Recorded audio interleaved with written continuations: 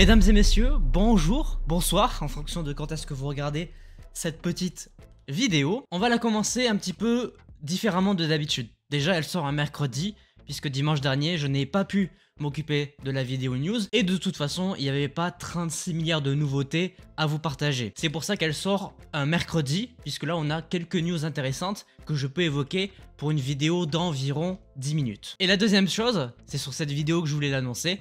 Merci pour les 500 abonnés qui viennent tout juste d'être atteints sur la chaîne YouTube. J'ai pas forcément prévu quelque chose de particulier pour les 500 abonnés, mais en tout cas, je voulais évidemment vous remercier, notamment par rapport aux vidéos news Marvel, puisque c'est un format qui, j'ai l'impression, vous plaît beaucoup, et ça va dans les deux sens, il me plaît aussi énormément, je suis trop content de parler de Marvel très régulièrement, pratiquement une fois par semaine. En tout cas, merci pour ce nouveau palier atteint. Maintenant, on vise le millier.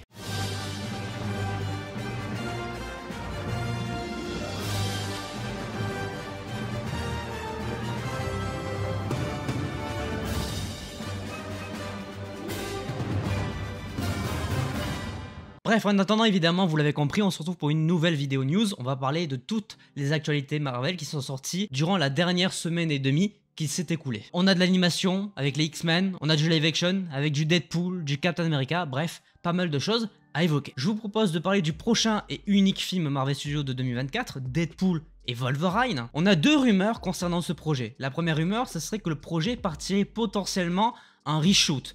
Rien de vraiment étonnant, pratiquement tous les films Marvel ont connu des reshoots depuis la création du MCU. J'imagine que c'est pour soit rajouter des choses qui ont été changées au scénario, soit pour des potentiels caméos décidés au dernier moment. Rien d'inquiétant à ce sujet, le film est toujours prévu en juillet 2024. La deuxième rumeur concerne Shawn Levy, qui est le réalisateur de Deadpool et Wolverine, qui a notamment déjà bossé avec Ryan Reynolds sur Adam à travers le temps et Free Guy. Il semblerait que Marvel Studios serait plutôt convaincu du travail qu'il a fait sur Deadpool et Wolverine et souhaiterait que le réalisateur fasse d'autres projets avec eux. Et à titre personnel, je trouve que c'est un plutôt bon réalisateur, j'ai bien aimé la plupart de ses films. En fonction de la qualité de Deadpool et Wolverine, je suis pas du tout fermé à ce qu'il fasse d'autres projets. Bien au contraire. Et en même temps, quand on sait qu'a priori Deadpool et Wolverine seraient des personnages très importants pour la suite de la saga du multivers, si on a un réalisateur qui a déjà bossé avec ces personnages, je pense que c'est une bonne chose. Parlons d'un film qui devait initialement sortir cette année, Captain America Brave New World. La semaine dernière, je vous évoquais le fait que la Serpent Society ne serait finalement pas présente et supprimée du montage. Ça serait pas une décision prise au dernier moment pour pas grand chose. Marvel Studios rechercherait à intégrer de nouveaux personnages pour remplacer cette soi-disant Serpent Society. Par contre, on n'a pas d'infos sur les potentiels personnages que ça pourrait être, et encore moins si c'est un groupe, une team ou juste des personnages indépendants. Donc ça, c'est le temps qui nous le dira. Le film est actuellement en plein reshoot, donc patience. Pour en terminer du côté des films, deux rumeurs autour de Shang-Chi 2. La première, c'est que le tournage de ce film, toujours réalisé par Destin Daniel Cretton, serait prévu, programmé pour 2025. Avec notamment du voyage temporel. Awkwafina devrait faire son retour en tant que Katie Shen, donc la meilleure amie de Shang-Chi dans le premier film. Et la deuxième rumeur, c'est qu'on aurait potentiellement une apparition de Iron Fist dans le film Shang-Chi 2. Et ça serait même potentiellement le même Iron Fist qu'on découvrira dans la série d'animation Eyes of Wakanda. Ça fait pas mal de temps qu'il est évoqué que Iron Fist devrait réapparaître dans le MCU. Tout ce qu'on sait,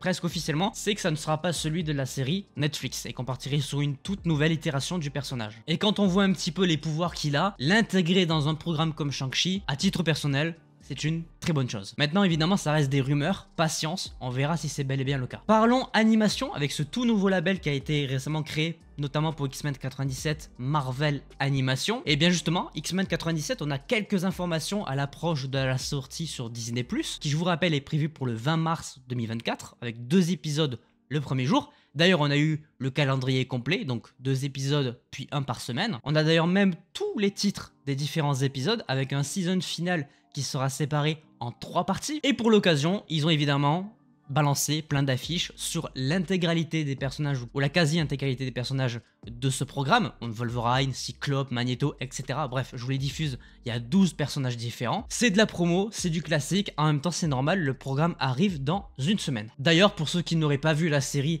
des années 90, eh bien ça y est, elle est complètement disponible, les 5 saisons sont actuellement sur Disney+ français. Donc pour ceux qui voudraient rattraper la série avant de se replonger avec la nouvelle série Marvel Studios, foncez, elle est entièrement disponible sur le catalogue français. Et news qui vient tout juste de tomber, c'est pour ça que vous ne me voyez actuellement pas sur votre écran. La personne nommée Beau Desmaillots, qui était créateur de X-Men 97, vient d'être viré par Marvel Studios une semaine avant la sortie de la série. Il faut savoir que du coup, il ne participera pas à la fin de la promotion de la série. À savoir qu'au moment où on se parle, il a déjà achevé le scénario de la saison 2 de X-Men 97, mais que du coup, il ne participera pas à la promo. Pas plus d'infos sur pourquoi il a été licencié, mais j'imagine qu'un communiqué ne saurait tarder. Toujours côté animation, mais cette fois-ci du côté de Spider-Man. Vous le savez, il y a une série qui a été annoncée il y a quelques temps sur les origines du personnage. Le titre a été changé en Your Friendly Neighborhood Spider-Man, et on a donc enfin le nouveau logo qui a été dévoilé, qui change pas énormément du précédent. La série est dite canon au MCU, c'est officiel,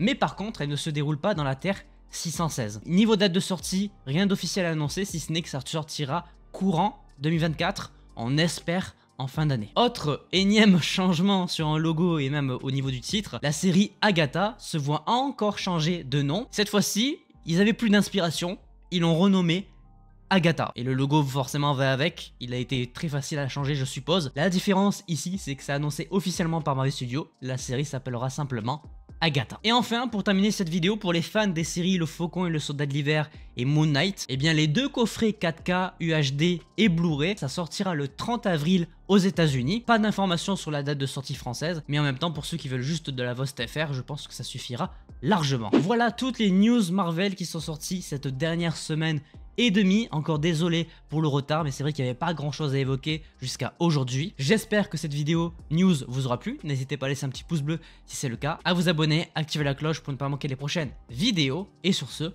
portez-vous bien, c'était votre Captain, à la prochaine.